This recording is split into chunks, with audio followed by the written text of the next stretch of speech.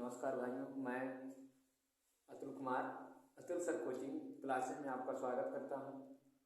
आज आप लोग पढ़ेंगे कक्षा 10 गणित अध्याय 12A वृत्तों से संबंधित क्षेत्रफल निकालना सीखेंगे।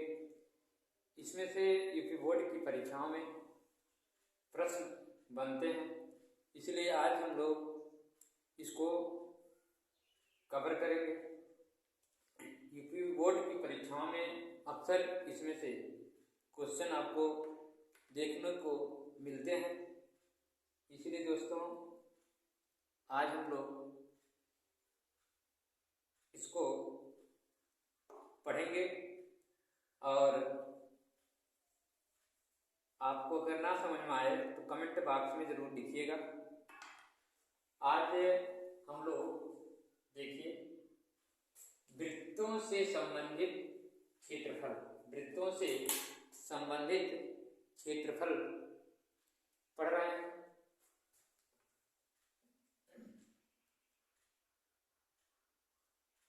इसमें वृत्त की परिधि कहाँ क्या होती है, थोड़ा इसके बारे में चर्चा कर लेते हैं। दोस्तों ये देखिए वृत्त बन गया। वृत्त में ये भाग है जो दिख रहा है, ये जो किनारा वाला है, इसी को हम लोग परिधि बोलते हैं। क्या बोलते हैं? परिधि बोलते हैं। ठीक, इसी को हम लोग परिधि बोलते हैं। ये परिधि हो गई, ये इसका वृत्त का केंद्र हो गया, जिसको सेंटर बोला जाता है। ये वृत्त का केंद्र हो गया और केंद्र से परिधि तक की दूरी को त्रिज्या बोलते हैं। केंद्र से परिधि तक की दूरी को क्या बोलते हैं? त्रिज्या बोलते हैं। ठीक है, या त्रिज्या हो गई, इसको कहेंगे त्रिज्या। क्या कहेंगे? त्रिज्या। ठीक, और उसके बाद परिधि से चल करके केंद्र से होती हुई फिर परिधि में जाकर जब मिल जाती है तो उसको कहते हैं व्यास। क्या कहते हैं? व्यास। यानी त्रिज्या का दूना क्या होता है? व्यास होता है। ठीक, त्रिज्या का दूना व्यास होता है।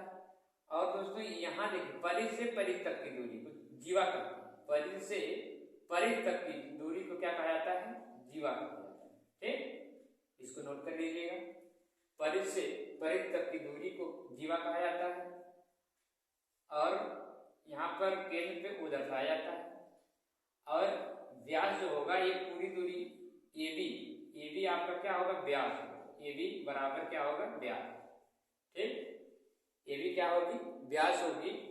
और OB यहाँ से यहाँ तक की त्रिज्या, यहाँ से यहाँ तक की दूरी को त्रिज्या कहते हैं। ठीक है, और यहाँ से इधर की दूरी को भी त्रिज्या कहते हैं। यानी त्रिज्या का दूना क्या होता है? व्यास होता है। ठीक, ये देखिए जीवा, ये परिधि से परिधि तक की दूरी को जीवा बोलते हैं। ठीक, ये क्लियर हो गया। अब हम लोग वृत्त से संबंधित देखिए, यहाँ दिया है, हम लिखे हैं फार्मूले कुछ। वृत्त की परिधि बराबर होता है, परिधि यानी परिमाण। ठीक, यानी ये पूरी दूरी 2πr क्या होता है? 2πr होता है। ठीक ना, वृत्त की परिधि बराबर 2πr। वृत्त का क्षेत्रफल बराबर πr स्क्वायर होता है। वृत्त का क्षेत्रफल बराबर क्या होता है? πr स्क्वायर होता है। ठीक, वृत्त की त्रिज्या बराबर, आप वृत्त की त्रिज्या क्या करेंगे? d/2 अर्थात व्यास, डिमीटर लिखा जाता है व्यास/2। ठीक, यानी बताया ना मैंने कि व्यास का आधा त्रिज्या होती है, त्रिज्या का दूना व्यास होता है। ठीक, अब देखो यहाँ दूना किया है। वृत्त का व्यास बराबर d/2 है ना, मल्टीप्लाई कराया फिर r लिखा, यानी 2 × r। ठीक, d जो आएगा यानी व्यास जो आएगा वह त्रिज्या का दूना होगा। ठीक है, त्रिज्या का दूना व्यास होता है। व्यास जो है, त्रिज्या का दूना व्यास होता है। त्रिज्या जो होती है व्यास की आधी होती है। त्रिज्या जो होती है व्यास की आधी होती है। ठीक है, ये रेडियस होता है, ये डिमीटर होता है। आइए अब हम लोग क्या करते हैं, इधर देखिए वृत्त का क्षेत्रफल बराबर अर्धवृत्त का क्षेत्रफल 1/2 यानी 1/2πr²। ठीक, तो इस प्रकार पढ़ लेंगे हम। दोस्तों आज पहला क्वेश्चन यानी 12A का पहला क्वेश्चन आपके सामने लेकर आए हैं और दूसरा क्वेश्चन। ठीक, आज 2 क्वेश्चन देखेंगे, फिर अगले दिन अगला क्वेश्चन। ठीक है, तो वृत्त के बारे में जानकारी इधर कर लेंगे। देखिए, इसमें दिया है 2 वृत्तों की त्रिज्याएं क्रमशः 8 सेंटीमीटर 6 सेंटीमीटर। उस वृत्त की त्रिज्या ज्ञात कीजिए। क्या ज्ञात कीजिए? उस वृत्त की, अभी पता नहीं, उस वृत्त की त्रिज्या ज्ञात कीजिए जिसका क्षेत्रफल इन दोनों वृत्तों के क्षेत्रफलों के बराबर। 2 वृत्त हैं, 2 वृत्त बने हुए, उनकी जो त्रिज्याएं, एक तो 8 सेंटीमीटर है, एक 6 सेंटीमीटर। ठीक, फिर कह रहा उस वृत्त की, यानी नया कोई वृत्त है, उस वृत्त की त्रिज्या ज्ञात कीजिए या जिसका जो है क्षेत्रफल इन दोनों वृत्तों के क्षेत्रफल के बराबर। ये जो दोनों वृत्त हैं उनके क्षेत्रफल दोनों क्या है? बराबर है। तो उसकी त्रिज्या क्या है? तो हम लोग क्या करेंगे, उसकी त्रिज्या निकालने के लिए देखिए आसान तरीके से यहाँ देखिए, यहाँ से आप लोग आराम से देख लीजिए। चलिए हम पहला क्वेश्चन यहाँ सॉल्व करते हैं। ठीक ना, तो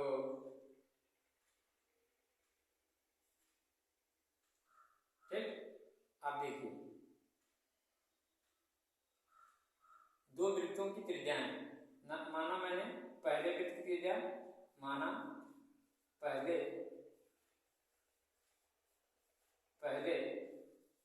वृत्त की त्रिज्या R1 बराबर कितना दिया है? 8 सेंटीमीटर। ठीक, कितना है? 8 सेंटीमीटर।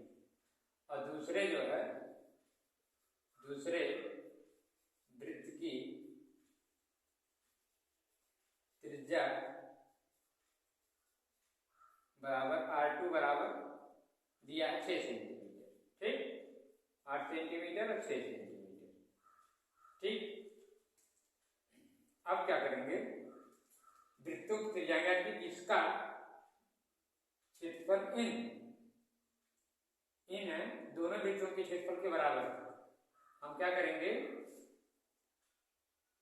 इनके देखिए ये त्रिज्या हो गई, ये वृत्त होंगे। पहले वृत्त की त्रिज्या 8 है, दूसरे वृत्त की त्रिज्या 6 है। तो पहले वृत्त का क्षेत्रफल निकालेंगे। पहले वृत्त का क्षेत्रफल बराबर होता है इसका 2 पाई r स्क्वायर, नहीं सॉरी, वृत्त का क्षेत्रफल पाई r स्क्वायर होता है, पाई r स्क्वायर होता है, पाई r स्क्वायर। तो पाई r देखते हैं, इसमें त्रिज्या दी है ना, पहले वृत्त की त्रिज्या कितनी दी? 8। तो यहाँ 8 रख दो, 8 का स्क्वायर कर दो, 8 का गुणा 2 बार कराओ, यानी 8 गुणे 8 64 पाई आएगा। कितना आएगा? 64 पाई आएगा। ये पहले वृत्त की त्रिज्या क्षेत्रफल हो गया, पहले वृत्त का क्षेत्रफल। और दूसरे वृत्त का क्षेत्रफल जब निकालेंगे, दूसरे वृत्त का क्षेत्रफल बराबर पाई r स्क्वायर ही लगेगा। इसमें पाई रहने दीजिए, r का स्थान 6 लिखिए, क्योंकि यहाँ देखो 6 दिया है। 6 का वर्ग करेंगे, 6 का वर्ग करेंगे 6 के 36, यानी 6 गुणे 6 36 आ गया, 36 पाई आ गया। अब इतना जब हो गया तो आपको क्या करना है, कह रहा है कि उस की त्रिज्या यानी नए वृत्त का क्षेत्र, नए वृत्त का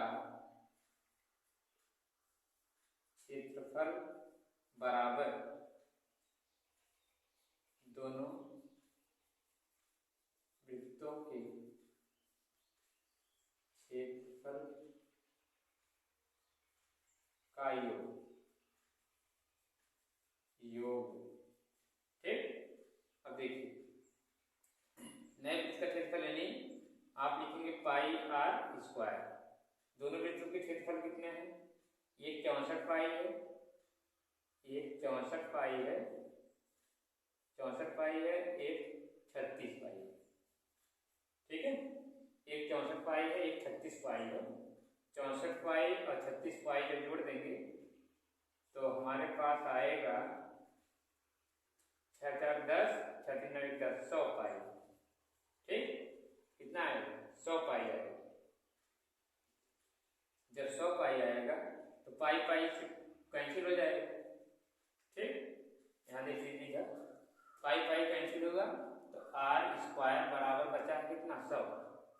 यहाँ लिख देंगे 100, तो आर बराबर हमको मिलेगा कि कैडी स्क्वायर कैडी बन जाएगी, तो 100 पर क्या आ जाएगा? 10 आ जाएगा।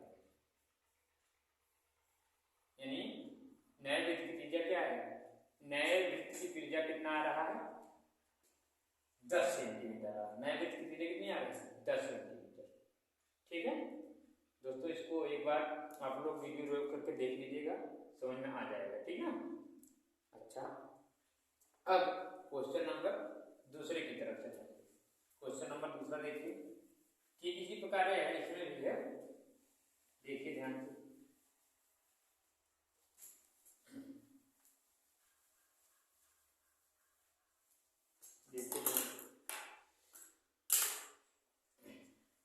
इसमें दे रहा है दो वृत्तों की त्रिज्याएं क्रमशः दी गई। ठीक इसी प्रकार इसमें भी दे रहा है दो वृत्तों की त्रिज्याएं दी गई। तो दो वृत्तों की त्रिज्याएं क्रमशः 19 सेंटीमीटर और 9 सेंटीमीटर। ठीक, त्रिज्याएं दी गई। उस वृत्त की त्रिज्या क्या थी? इसका जो परिधि बराबर आपस में, उसमें क्षेत्रफल बराबर था, इसमें परिधियां बराबर। ठीक ना, तो चलिए पहले वृत्त की त्रिज्या बराबर, त्रिज्या माना है, माना पहले वृत्त की त्रिज्या r1 बराबर यहाँ रख लीजिए 19। ठीक, उसके बाद लिख लीजिएगा दूसरे वृत्त की त्रिज्या बराबर r2 बराबर लिखिएगा 9। ठीक, ये तो हो गया। अब इसी वक्त पहले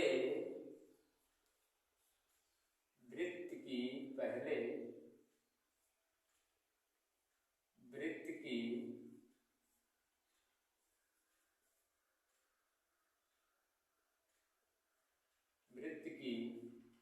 परिधि बराबर, परिधि क्योंकि परिधियां का परिधि बराबर क्या होगा? 2 पाई r होगा। परिधि बराबर 2 पाई r। ठीक है, तो 2 पाई पाई रहने दीजिए, r के स्थान पर क्या लिखोगे? r1, यानी r1 लिख दीजिए। r1 के स्थान 19 लिखिए, 19 दूना 38 पाई हो जाएगा। कितना हो जाएगा? 38 पाई। और दूसरे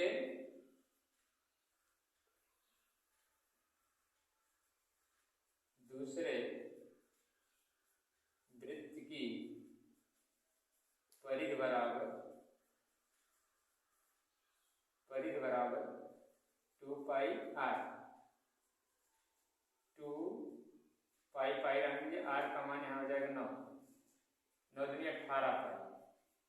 ठीक, 18 पाई आ गया और 38 पाई आ गया। ठीक, अब कह रहा है कि इन दोनों वृत्तों की परिधियों के योग के बराबर है। जो नए जो परिधि बनेगी वो दोनों के योग के क्या है? बराबर है। तो आप क्या कर लीजिए, यानी कि नए वृत्त की परिधि बराबर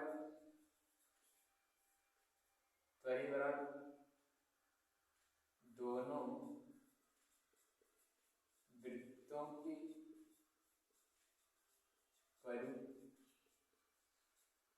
परिधि का योग।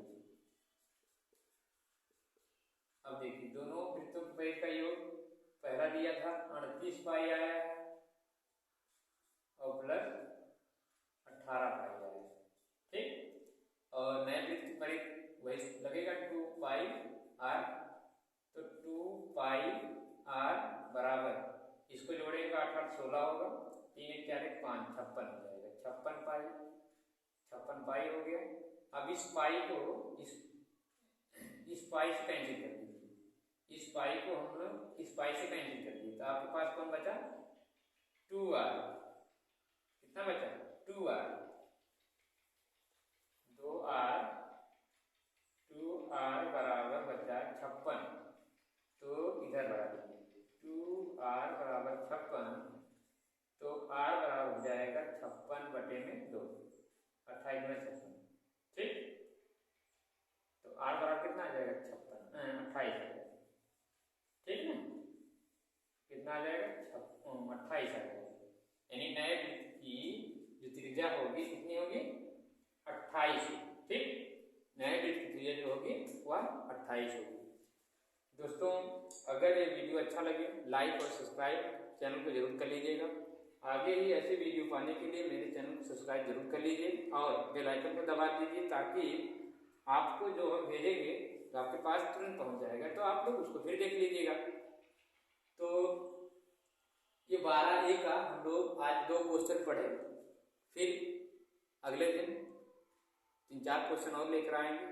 इस अभ्यास को धीरे धीरे खत्म कर लेंगे परीक्षा आते आते, ताकि इस परीक्षा में यानी यूपी बोर्ड की परीक्षा में इसमें से जरूर क्वेश्चन बनते हैं वृत्त के संबंधित क्षेत्रफलों से। ठीक है, तब आगे आपको उधर बताएंगे और पृष्ठीय क्षेत्रफल निकालना। ठीक, तो मेरे चैनल को आप लोग सब्सक्राइब कर लीजिए और बेल आइकन को दबा लीजिए। ठीक है, तब तक के लिए दोस्तों नमस्कार।